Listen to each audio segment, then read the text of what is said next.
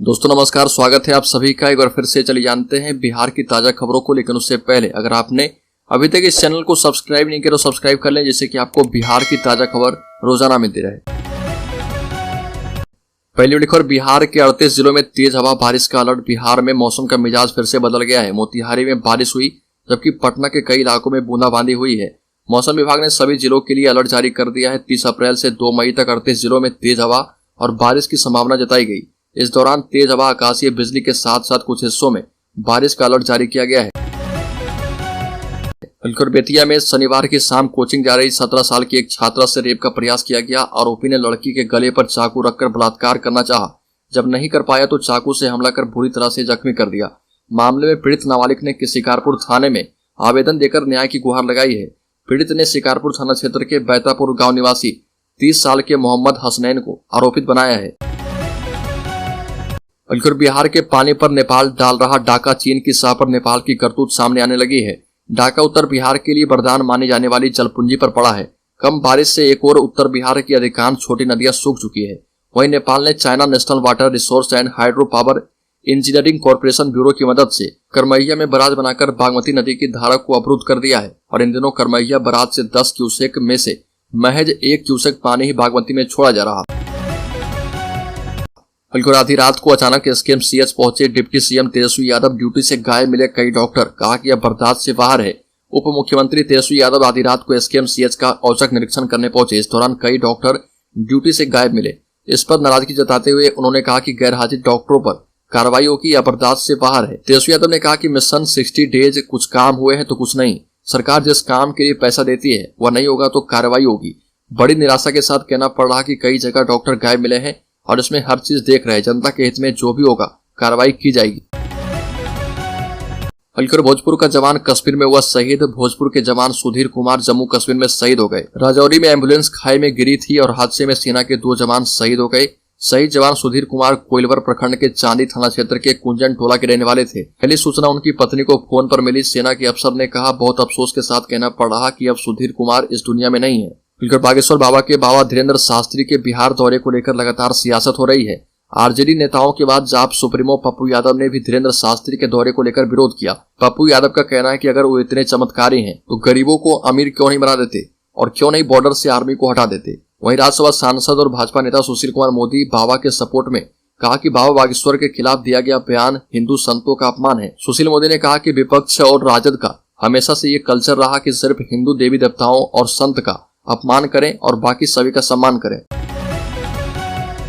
राज्य के पूर्णिया जिले में फेसबुक पर खुलेआम पाकिस्तान जिंदाबाद के नारे लिखने वाले रौनी अहमद को पुलिस ने गिरफ्तार कर लिया है। ये कार्रवाई शहर के सदर थाना की पुलिस की ओर से की गई।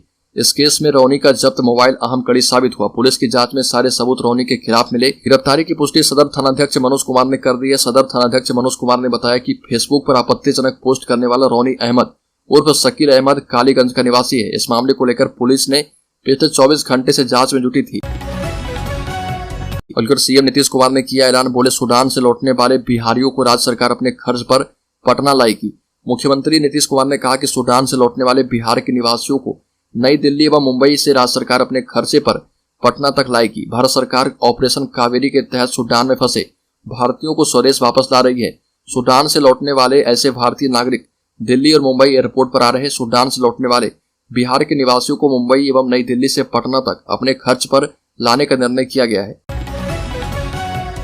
चिराग पासवान ने किया बड़ा दावा, बोले वैशाली एवं मुजफ्फरपुर दोनों सीटों पर लहराएंगे परचम।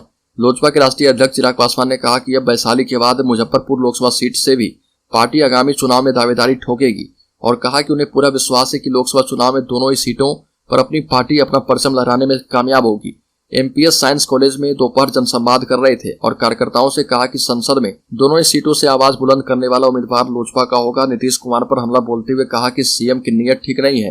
वो बिहार को जात पात की राजनीति में बांटकर प्रदेश को हमेशा पिछड़ा बनाए रखना चाहते हैं। सम्राट चौधरी ने साधा बिहार सरकार पर निशाना, बोले सरकार कब पलटी मारेगी इसकी कोई गारंटी नहीं दे सकता। राज्य की वर्तमान सरकार की नीति एवं नीयत दोनों में ठीक नहीं है। यह उलट पुलट की सरकार है, कब पलटी मार देगी इसकी कोई गारंटी नहीं है। राज्य में कानून का राज कहने वाले मुख्यमंत्री नीतीश कुमार की सरकार अपराधियों के दम पर चुनाव में जीत दर्ज कराना चाहती है। वर्ष 2024 आते आते जदयू में कोई बचेगा नहीं। कार्यकर्ताओं का सम्मान ही हमारा सम्मान है और जिन कार्यकर्ताओं की त्याग, तपस्या, समर्पण एवं निष्ठा के दम पर आज पार्टी की मजबूत इमारत खड़ी है, वैसे कार्यकर्ताओं का जीवन हमें संघर्ष की राह पर चलाने की शक्ति प्रदान करता है। बिल्कुल, राज्य में अपराधियों एवं उपद्रवी तत्वों पर नकेल कसने के लिए जिला पुलिस ने कमर कस ली है। इसके लिए जिले के सभी 32 थानों में अब अपर थानाध्यक्ष तैनात किए जाएंगे, ताकि थाने पहुंचने वाले आवेदकों को किसी भी तरह की परेशानियों का सामना न करना पड़े। पुलिस अब नए अवतार में दिखेगी। वहीं थाने में पुलिस पर अधिकारियों की बहानेबाजी भी नहीं चलेगी। विधि व्यवस्था में व्यस्तता दिखाकर केस डायरी नहीं लिख पाने या कांडों में गिरफ्तार नहीं कर सकने के बहाने के दिन अब लग जाएंगे। अब नो एक्सक्यूज की परंपरा पर पुलिस पदाधिकारियों को चलना पड़ेगा। इस मामले को लेकर एसपी स्वप्ना जी मेश्राम ने एक निर्देश जारी कर दिया है। अलखर सुल्तानगंज अगवानी 4 लेन पुल दिसंबर के अंत तक बनकर होगा तैयार। नए साल से हो पाएगा चालू।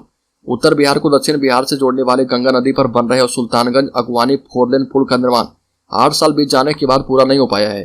बार बार निर्माण पूरा करने की समय सीमा बदलती रही। अब दिसंबर तक नई समय सीमा तय की गई है। हालत यह है कि पिछले 30 अप्रैल की सुबह में पाया नंबर 5 का सेगमेंट आंधी में गिर गया था। काम की गति का अंदाजा इससे लगाया जा सकता है कि साल भर बीत गए, लेकिन अभी वहां काम शुरू नहीं हो पाया है। पुल निर्माण निगम के अफसर का दावा है कि अब IIT रुड़की की टीम की निगरानी में काम शुरू होगा और दिसंबर तक हर हाल में पुल और पहुंच पथ बनकर तैयार हो जाएगा। बिल्कुल, बागेश्वर बाबा के दौरे पर विवाद। बीजेपी ने कहा कि ओवैसी आ सकते हैं बिहार, तो धीरेन्द्र शास्त्री क्यों नहीं आ सकते। बागेश्वर धाम के पीठाधीश्वर धीरेन्द्र शास्त्री बिहार आने वाले हैं, जहां पर महागठबंधन सरकार में शामिल दल उनके दौरे को राजनीति से प्रेरित बताते हुए तंज कस रहे। वहीं बीजेपी ने सवाल किया कि जब बिहार में ओवैसी आ सकते हैं तो धीरेन्द्र शास्त्री क्यों नहीं। बता दें कि बागेश्वर धाम पीठाधीश्वर धीरेन्द्र शास्त्री 13 से 17 मई तक बिहार में रहेंगे और उनका नौबतपुर में 5 दिवसीय कार्यक्रम आयोजन होना है, लेकिन उनके दौरे से पहले ही सियासी गलियारे में गर्माहट आ गई है। आरजेडी खुलकर धीरेन्द्र शास्त्री के दौरे का विरोध कर रही है। वहीं बीजेपी उनके दौरे का समर्थन कर रही है। लगातार सरकार पर भी हमलावर है। बिहार के पूर्व डिप्टी सीएम एवं बीजेपी से राज्यसभा सांसद सुशील कुमार मोदी ने पूछा कि जब ओवैसी जैसे कट्टर नेता बिहार में आ सकते हैं तो धीरेन्द्र शास्त्री क्यों नहीं, उनका विरोध क्यों किया जा रहा। अलखर लोकसभा चुनाव को लेकर विपक्षी मोर्चे पर मंथन तेज। बीजेपी को हराने के लिए बनाया गया खास फॉर्मूला।